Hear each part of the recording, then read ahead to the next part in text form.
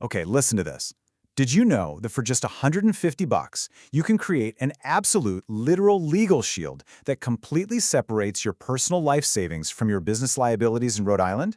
Seriously, it's a staggering return on investment when you think about the alternative. Every single day, entrepreneurs are out there risking their homes, their cars, and their life savings just by operating without a formal legal structure. But hey, it really doesn't have to be that way for you. Welcome to this explainer. I'm so thrilled you're here with us today.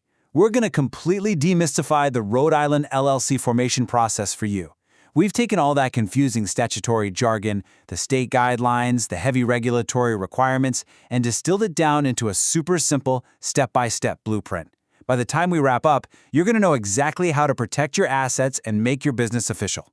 We've got a really clear roadmap for you today covering 6 crucial steps. We'll look at the Rhode Island LLC advantage, how to choose your name and resident agent, filing those articles of organization, drafting your operating agreement, getting your EIN and local licenses, and finally, handling your ongoing taxes and compliance. Let's jump right in. All right, step 1, the Rhode Island LLC advantage. Let's talk about why you actually need this specific legal structure in the first place. Here's the deal. If you're just operating your business under an unincorporated trade name, like a basic sole proprietorship or a general partnership, Rhode Island law treats you and your business as the exact same entity. No separation whatsoever. That means if your business gets sued or runs into debt, your personal bank account, your car, your house, they are directly on the line. An LLC legally draws a thick line in the sand separating your personal assets from your corporate liabilities. Plus, it gives you official statewide authority to do business, unlike a simple trade name that usually just registers you in one local municipality.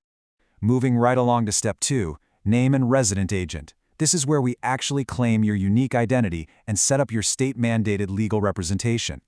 You really got to notice the difference here, because Rhode Island has incredibly strict naming rules. Your proposed LLC name absolutely must be what they call distinguishable upon the record. So if an active business called Acme Enterprises, Inc. already exists in the state database, you can't just get clever, toss in an apostrophe, add an LLC suffix, and call yourself Acme's Enterprises, LLC. No way. The state will automatically reject it. You have to be entirely distinct so you don't confuse the public. Next up, you're going to need a resident agent. Now, you might have heard this called a registered agent in other states, but Rhode Island specifically uses the term resident agent. This is an individual or an authorized business entity who is officially designated to receive important legal documents for your LLC. But here is the absolutely critical part. They must have a real physical street address right there in Rhode Island. P.O. boxes, virtual shipping addresses, totally invalid. And they literally have to be physically present at that address during standard business hours, 8:30 a.m. to 4:30 p.m., just to accept hand-delivered legal documents. If you can't guarantee you'll be sitting there all day, don't worry. You can easily hire a professional service to handle the whole shebang for a small annual fee. All right, step 3, articles of organization. Now that the prerequisites are out of the way, this is the core document that actually brings your business to life. Enter Form 400, the Articles of Organization. You'll be submitting this to the Rhode Island Secretary of State. It's pretty straightforward. You list your cleared business name, your resident agent's physical address, and you declare if the LLC will be managed by its members or by specific managers. That official filing fee we mentioned earlier? Yep, it's $150. Pro tip though, you really want to file this online through the state's portal. There's a tiny $6 enhanced service charge, but it drops your processing time down to about 1 to 3 business days compared to up to 7 days if you do it by mail. Step 4, the operating agreement. Interestingly enough, Rhode Island does not actually legally mandate that you file this document, but I promise you, your business's survival absolutely relies on it. If you don't take the time to draft a custom, written operating agreement, you are entirely at the mercy of the default provisions of the Rhode Island Limited Liability Company Act.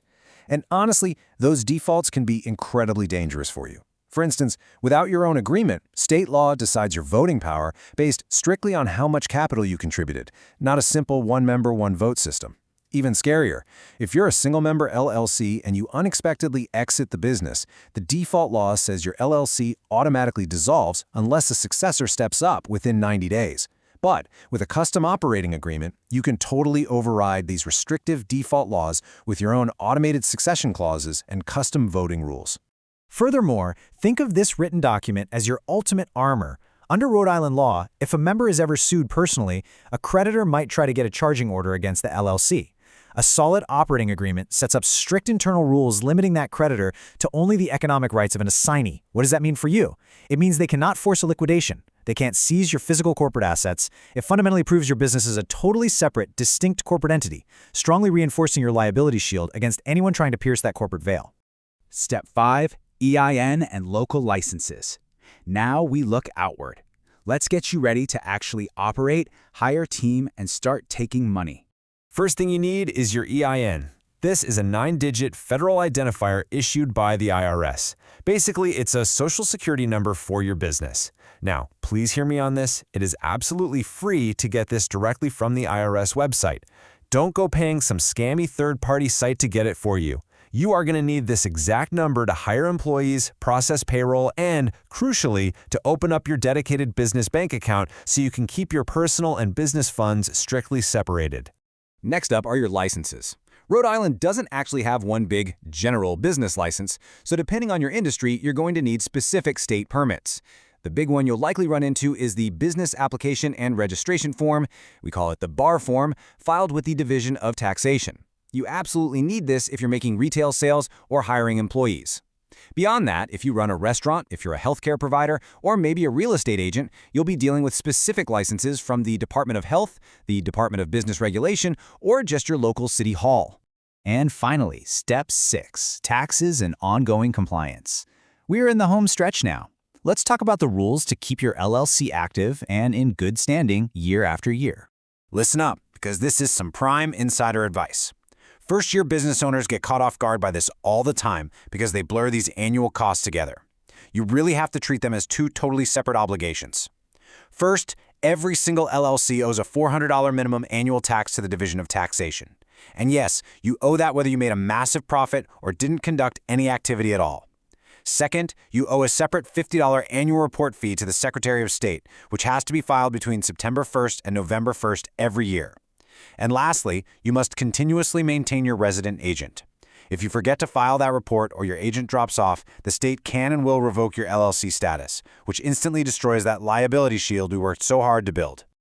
So, what do you think? We've covered a ton of ground today, right from that initial $150 filing fee all the way through to your $400 annual minimum tax. While there are definitely strict rules to follow, the whole path is totally manageable. By taking these methodical steps, and seriously, pull out your phone and set automated calendar reminders for those annual filing dates right now, you are actively choosing to build a rock-solid legal foundation.